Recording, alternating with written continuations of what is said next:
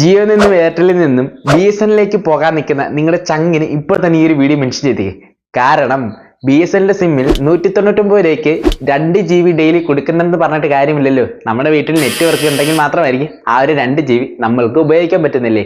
എങ്കിൽ നിങ്ങളുടെ വീട്ടിൽ ആ ഒരു സിമ്മിന് BSNL സിമ്മിന് റേഞ്ച് കിട്ടുന്നതെന്ന് അറിയാൻ വേണ്ടി ഒരു കിടുക്കാച്ച ആപ്ലിക്കേഷൻ ഉണ്ട്. എങ്ങനെ പഠിച്ചാൽ അപ്പോൾ ലൈക്ക് ചെയ്യാനും ഫോളോ ചെയ്യാനും നിങ്ങളുടെ ചങ്ങനെ മെൻഷൻ ചെയ്യാനും ഈ ഒരു വീഡിയോ ഷെയർ ചെയ്യാനും മറക്കരുത്.